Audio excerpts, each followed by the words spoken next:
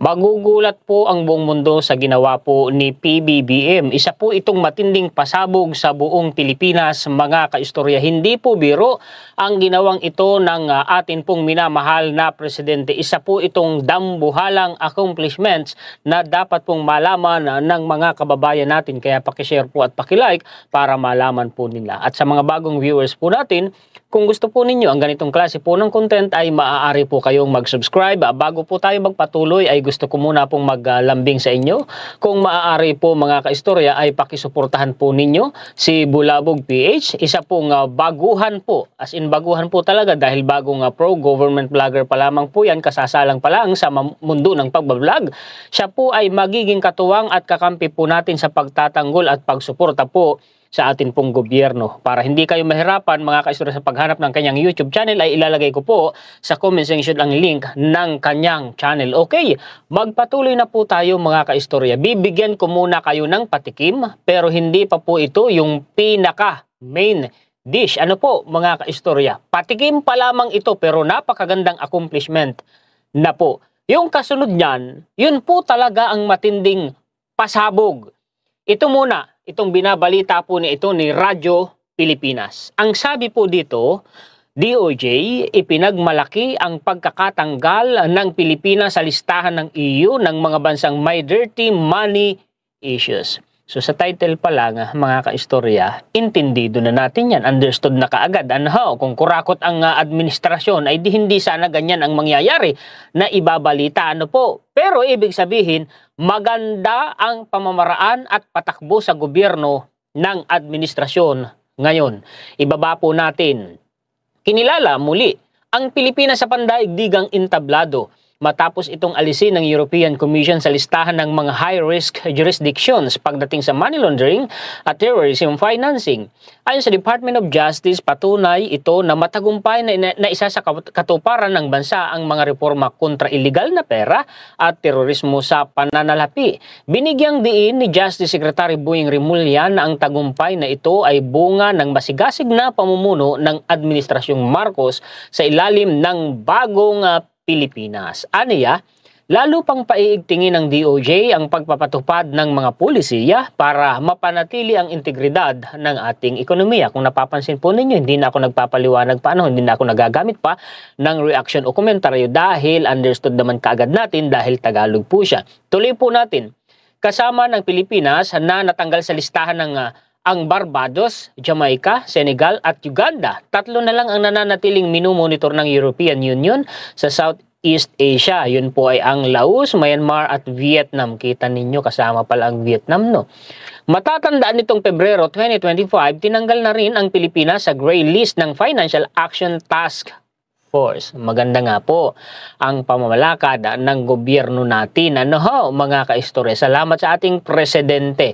Sila man ay binabatikos at sinisiraan ng sinisiraan ay patuloy lamang sa pagtatrabaho at hindi po pinapansin ang mga paninira at panggagambala sa kanya pong pamumuno sa Pilipinas. Ito na. Ito na po yung pinaka-highlight ng atin pong balitaan ngayon. Yan, tingnan po ninyo mismo. World Bank mismo bumilib sa Pilipinas sa ilalim ng pamumuno ni Presidente BBM. Bakit natin nasabi kanina na magugulat ang buong mundo sa ginawang ito ni Presidente? Bakit? Ano ba ang klase ng sistema at kalagayan ng Pilipinas na inabutan ni PBBM nang naging presidente siya? Una, bagsak, lugmok, lublub na ekonomiya, literal buong Pilipinas at ramdam ng buong sambayan ng Pilipino yon. Baon sa utang na humigit kumulang 13 trillion pesos. Dahil sa Dahil sa pandemic, dahil sa mga headwinds, dahil po mga kaistorya sa inflation. Ang pagkakatanda ko, nasa 7% ang inflation noon. Napakataas ng bilihin noon. Ultimong bigas, bago siya mga kaistorya naging presidente, umabot pa nga ng humigit kumulang 80 pesos somewhere in Mindanao. Totoo po yun mga kaistorya. At napakaraming mga Pilipino ang walang trabaho. Yan ang sitwasyon noon mga kaestrapos, dinagdagan pa ng giyera kabi-kabila, Russia versus Ukraine. Dumagdag pa po mga kaistorya dyan ang Israel at dumagdag ngayon ang India at yung mga kalaban nilang bansa. Alam nyo mga kaistorya, yung mga yan ay tinatawag po na mga factors sa pagtaas po ng inflation rate sa buong mundo. Buong mundo apektado niyan. Pero nakikita ninyo, sa kabila ng mga pangyayaring yan, nagawa ni PBBM una, maiangat ang ekonomiya ng Pilipinas. Nahanay na po tayong pangalawa sa buong Southeast Asia na pinakamabilis na umunlad ang ekonomiya. At sa ilalim ng administrasyon ni PBBM, na ipatupad ang 20 pesos per kilo na bigas. Totoong nangyari, natupad ni Presidente. At ito pa, yung mga commercial rice, yung mga premium rice, uulitin ko mga kaistorya, halos 50% na ang naibaba ng presyo niyan mismo sa palengke. Masasabi po ninyo yan, kayo mismo dahil bumibili kayo ng bigas.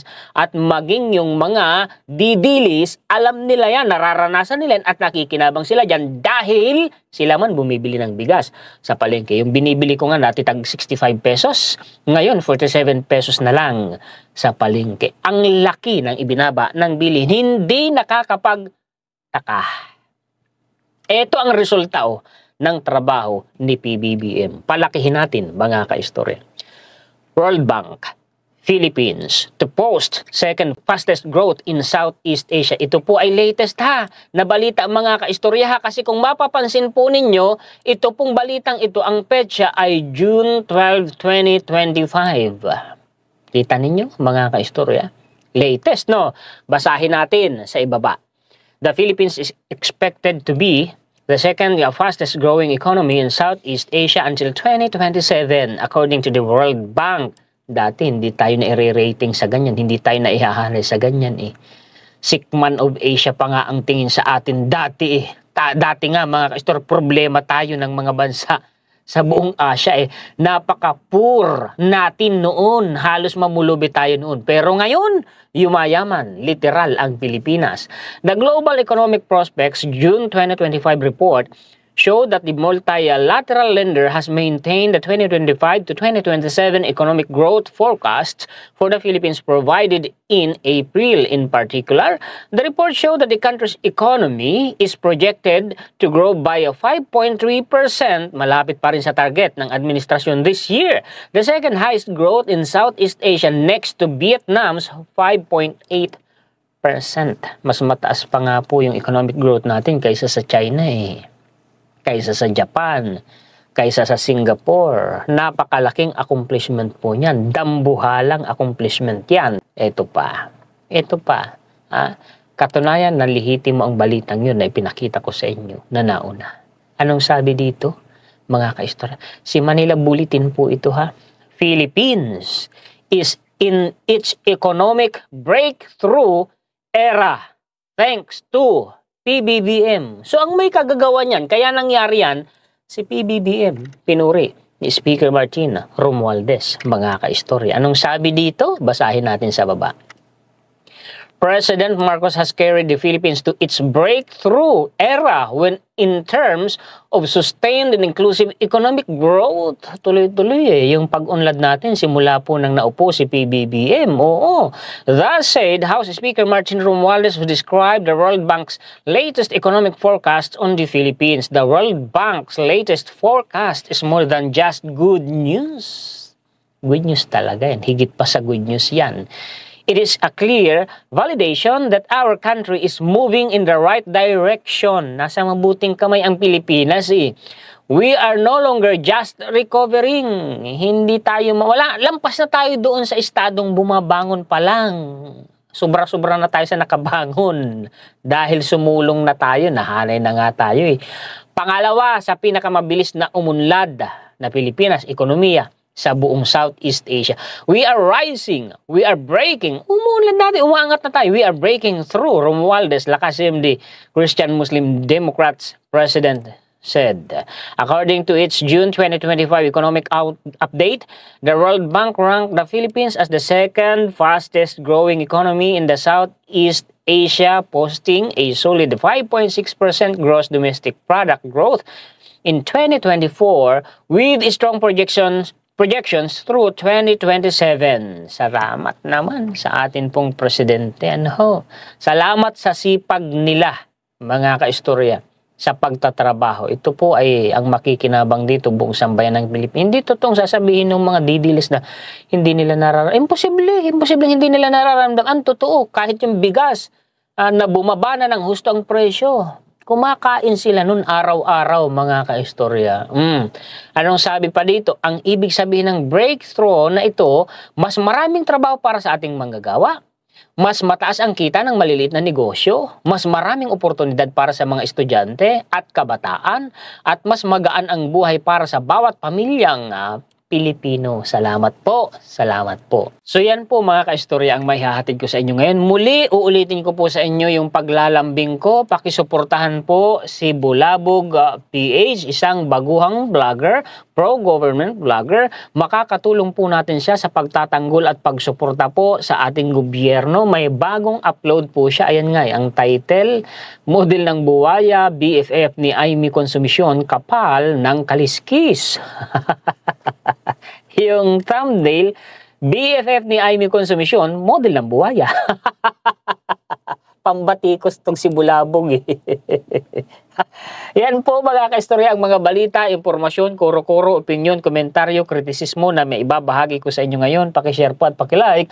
At sa mga bagong viewers po natin, kung gusto ninyo ang ganitong klase po ng content, ay maaari po kayong mag-subscribe. Pakipindutin na rin po ang notification bell para po ma-alerto kayo pag may bagong upload po ako o may bagong content po ako, mga kaistorya. Maraming salamat sa inyong lahat. Mabuhay kayong lahat. Shoutout po sa mga sulit kaistorya natin sa buong mundo. Maraming salamat higit sa lahat sa atin pong Panginoon. Muli, ako po si Juan Historiador, ang tagakwento ng totoong istorya ng kasaysayan na nagmamalasakit sa kapwa ko Pilipino at nagmamahal sa bayang ito, ang bansang Pilipinas.